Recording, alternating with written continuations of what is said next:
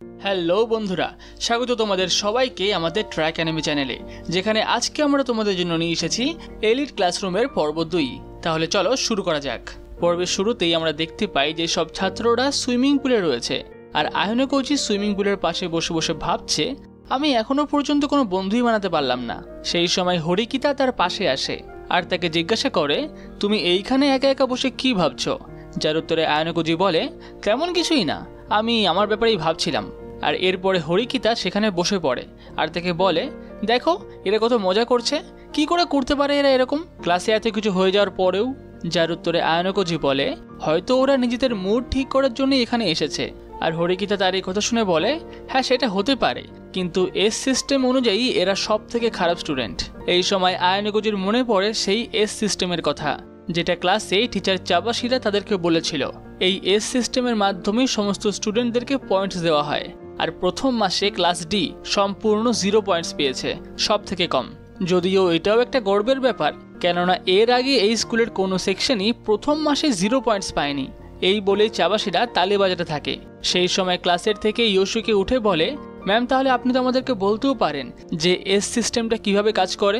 যেটা শুনে চাবাশিরা বলে, আমি এটা বলতে পারবো না, এটা তোমাদের নিজেকেই বুঝে নিতে হবে।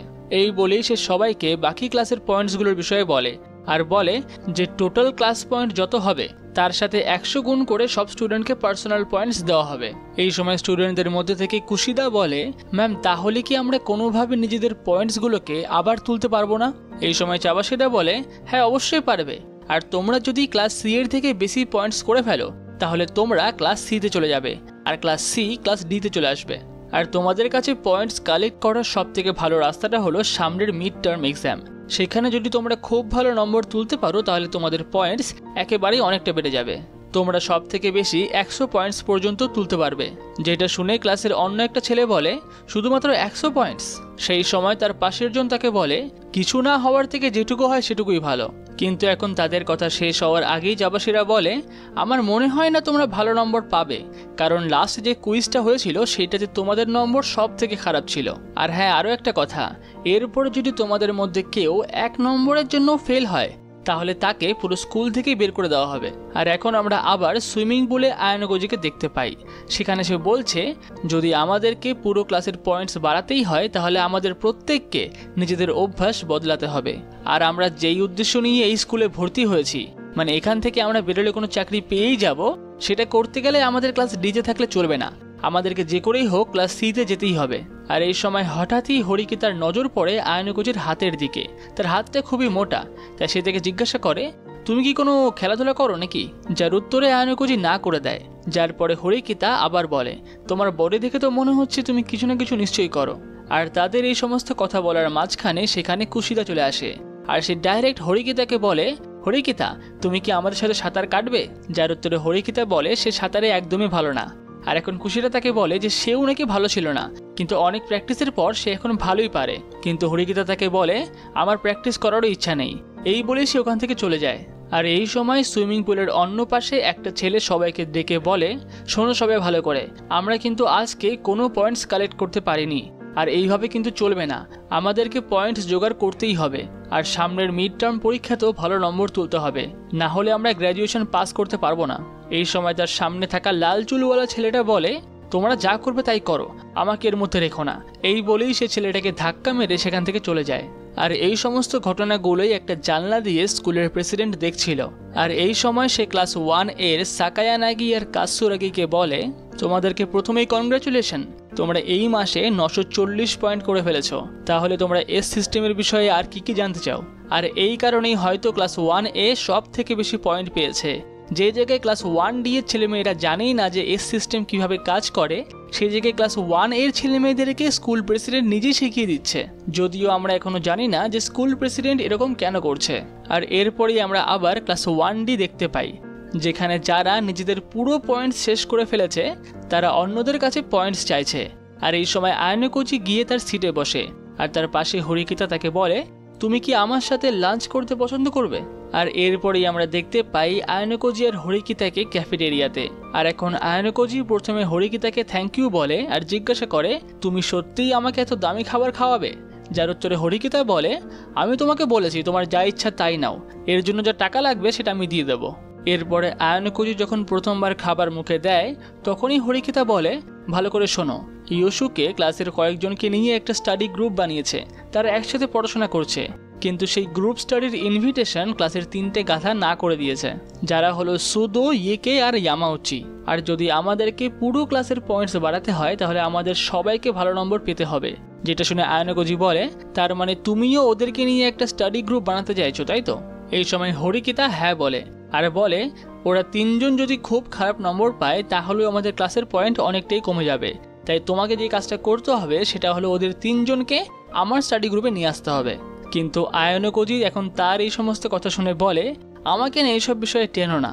কিন্তু এখন হরিকিতা বলে, তুমি এক্ষুনি আমার দেওয়া ট্রিটটা খেলে, সেটার জন্য তোমাকে আমি টাকা দিতে বলিনি, কিন্তু ওটা ফ্রি না, তোমাকে আমার কাজটা করে দিতে হবে। এই বলেই সে সেখান থেকে উঠে চলে যায়, আর যাওয়ার সময় আয়নোকুজিকে একটা কাগজ দিয়ে যায় আর বলে, এটাতে আমার ফোন নাম্বার আর ইমেল আইডি দুটোই আছে, তুমি চাইলে আমাকে কন্ট্যাক্ট করতে পারো। এখন আয়নোকুজি মনে মনে ভাবে, স্কুলে প্রথমবার আমি কোনো একটা মেয়ের নাম্বার পেলাম, তাও এইভাবে। যাই হোক, এখন আয়নোকুজিকে যেহেতু এই কাজটা করতেই হবে তাই সে আজকেই সবাইকে গিয়ে বলে, কিন্তু কেউই তার কথা শোনে না, সবাই না করে দেয়।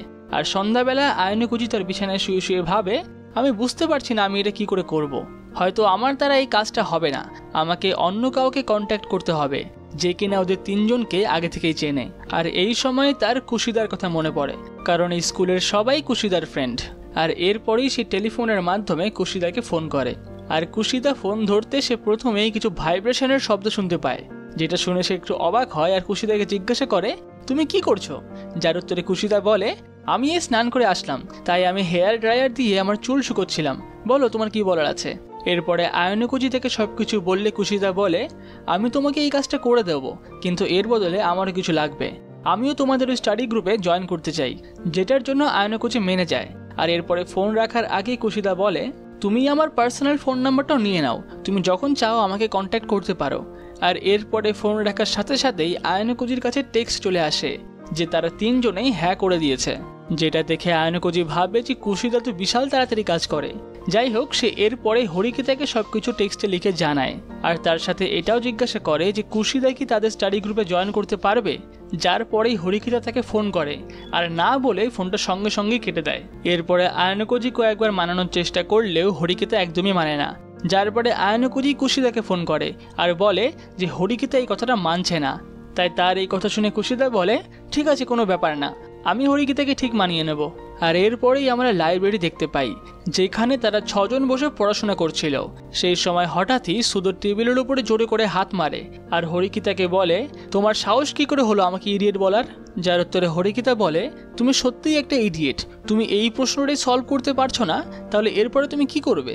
আর যেটা শুনে সুদো এখন আরও রেগে যায় আর হরিকিতার কলার ধরে বলে, এই সমস্ত অঙ্ক করে আমার কোনো লাভ হবে না, আমাকে যদি আমার ক্যারিয়ারে ফোকাস করতেই হয় তাহলে আমি না হয় আমার বাস্কেটবলই খেলবো। কিন্তু এই সময় হরিকিতা তাকে আবার বলে, তুমি কোনো কিছুতেই কোনোদিনও সাকসেস করতে পারবে না। আর তার এই কথা শুনে সুদো আরও রেগে যায় আর সেখান থেকে তার বইপত্র গুটিয়ে সে চলে যেতে থাকে, আর তার পাশে থাকা দুজনও তার সাথে চলে যায়। যার পরে কুশিদা হরিকিতাকে বলে, তুমি যদি সবার সাথে এরকম করো তাহলে তোমার সাথে কেউ পড়বে না, কেউ একটা প্রশ্ন নাই পারতে পারে, তার জন্য তুমি তাকে ইডিয়েট বলবে? কিন্তু এখন হরিকিতা বলে, ওদেরকে ক্লাস ডি থেকে বের করে দেওয়া দরকার। আর তার এই কথা শুনে কুশিদা বলে, তুমি যদি ওদের সাহায্য না করো তাহলে আমি করব। আর এই বলে কুশিদাও সেখান থেকে চলে যায়। আর এরপর আমরা রাতে দেখতে পাই যে আয়নোকুজি বাইরে বেরিয়েছে কোল্ড ড্রিঙ্কস কেনার জন্য। আর সে যখন ভেন্ডিং মেশিনের সামনে থাকে তখনই সে পেছন থেকে দুজনের কথা বলার শব্দ শুনতে পায়। সে তাকিয়ে দেখে সেখানে হরিকিতা কোনো একটা ছেলের সাথে কথা বলছে আর সে তাকে দাদা বলে ডাকছে। আর এই সময় সে বুঝতে পারে যে সেই ছেলেটা হলো স্কুল প্রেসিডেন্ট মানাবু হরিকিতা। আর এখন মানাবু হরিকিতাকে বলে, তুমি খুবই ভুল করেছো, তোমার এই স্কুলে আসাটা একদম ঠিক হয়নি, তুমি এক্ষুনি ছেড়ে দাও স্কুল। কিন্তু এখন হরিকিতা কাঁদতে কাঁদতে বলে, তুমি দেখো আমি খুব তাড়াতাড়ি ক্লাস 1A-তে পৌঁছে যাব। যার উত্তরে মানাবু তাকে বলে, তুমি কোনোদিনই পারবে না। এই বলে সে হরিকিতাকে মারতেই যাবে, সেই সময় আয়নোকুজি পেছন থেকে এসে মানাবুর হাত ধরে ফেলে। আর এই সময় হরিকিতা আয়নোকুজিকে বলে, তুমি ছেড়ে দাও, তোমাকে আমাদের মাঝখানে আসতে হবে না। আর এটা শুনে আয়নোকুজি যখন মানাবুর হাত ছেড়ে দেয় সঙ্গে সঙ্গেই মানাবু আয়নোকুজিকে মারতে যায়, কিন্তু আয়নোকুজি নিজেকে সেটা থেকে খুব সহজেই বাঁচিয়ে নেয়। আর এরপরে মানাবু আবার তাকে একটা লাথি মারতে যায়। সেটা থেকেও আয়নকুজি তাকে বাঁচিয়ে নেয়, যার পরে মানাবু তাকে বলে তোমার লড়াই কৌশল খুবই ভালো, তুমি কি প্র্যাকটিস করো? যার উত্তরে আয়নকুজি বলে আমি পিয়ানোর প্র্যাকটিস করি আর কোরিওগ্রাফিও করি। আর এটা শুনে মানাবু বলে হ্যাঁ আমি বুঝেছি, আমি শুনেছিলাম একটা স্টুডেন্ট তো এসছে যে কিনা খুবই স্মার্ট, সে সব পরীক্ষাতেই 50-এর থেকেও বেশি করে নম্বর পেয়েছে, তার মানে সেটাই কি তুমিই কি জেনে বুঝে 100-র অর্ধেক 50 করেই নাম্বার তোলো সব কিছুতে? যার উত্তরে আয়নকুজি বলে না সেরকম কোনো ব্যাপার না, পেয়ে গেছি 50, কি আর করা যাবে। আর এরপরে মানাবু হরিকিতাকে বলে বাহ তুমি তো ক্লাসে একটা ভালোই বন্ধু বানিয়ে ফেলেছো। যার উত্তরে হরিকিতা বলে ও আমার বন্ধু না, ও শুধুমাত্রই আমার ক্লাসমেট। আর এরপরেই মানাবু সেখান থেকে চলে যেতে থাকে। আর যাওয়ার সময় সে বলে তোমরা যদি ক্লাস 1A-তে যেতে চাও তাহলে তোমাদেরকে অনেক খাটতে হবে। আর এরপরেই আমরা দেখতে পাই যে আয়নকুজি আর হরিকিতা সেই ভেন্ডিং মেশিনটার পাশে বসে রয়েছে, যেখানে হরিকিতা আয়নকুজিকে বলছে তোমার মুভস তো বিশাল ফাস্ট, তুমি কিসের প্র্যাকটিস করো ঠিক করে বলো। কিন্তু আয়নকুজি আবার এখন একই উত্তর দেয়, সে পিয়ানোর প্র্যাকটিস করে আর কোরিওগ্রাফিও করে। আর এরপরে হরিকিতা জিজ্ঞাসা করে আর তুমি যে সব কিছুতেই কম নম্বর পেয়েছো, মানে পুরো 50 করে, সেটা কি তুমি জেনে বুঝেই করেছো? যার উত্তরে আয়নকুজি বলে না সেরকম কোনো ব্যাপার নেই, পেয়ে গেছি। যেটা শুনে হরিকিতা বলে তোমাকে বোঝাটা একটু মুশকিল। কিন্তু আয়নকুজি এখন তার কথা মাঝখান থেকে কেটে বলে তাহলে তুমি কি ঠিক করলে, ওদের 3 জনকে আর পড়াবে না? যার উত্তরে হরিকিতা বলে না, ওদেরকে পড়ালে শুধুমাত্রই আমার সময় নষ্ট হবে, আর আমার কাছে অত সময় নেই। কিন্তু এখন আয়নকুজি তাকে বলে যদি আমরা ওদের সাহায্য না করি তাহলে ওদেরকে স্কুল থেকে বের করে দেওয়া হবে। যার উত্তরে হরিকিতা বলে যদি ওদেরকে স্কুল থেকে বের করে দেওয়া হয় তাহলে আমরাও ক্লাস 1A-তে তাড়াতাড়ি পৌঁছাতে পারবো। যার এই কথা শুনে আয়নকুজি তাকে বলে এটাই তোমার সব থেকে বড় ভুল, তুমি সব সময় এটারই ভয় পাও যেন লোকজনরা তোমাকে নিচে না নামায়, আর এই কারণেই হয়তো তোমাকে ক্লাস D-তে রাখা হয়েছে। এর উত্তরে হরিকিতা কিছু বলতে পারে না। যাই হোক এখন এইভাবেই দিনকাল চলতে থাকে, সবাই ক্লাস করে খেলাধুলা করে আর পরীক্ষাও শেষ হয়ে যায়। আর সেই দিনটা চলে আসে যেই দিন পরীক্ষার রেজাল্ট বের হয়েছিল। আর এই সময় ক্লাস 1D এর ছেলেমেয়েরা সব থেকে বেশি নম্বর পায়। এর পিছনে কার হাত আছে বা কি করে এটা হলো সেটা আমরা এখনো জানি না, আমরা জানতে পারবো পরের পর্বগুলোতে, যেগুলো দেখার জন্য তোমরা চ্যানেলটাকে অবশ্যই সাবস্ক্রাইব করে নিও। আর এই পর্বটা তোমাদের কেমন লাগলো সেটাও আমাদেরকে কমেন্ট করে অবশ্যই জানিও।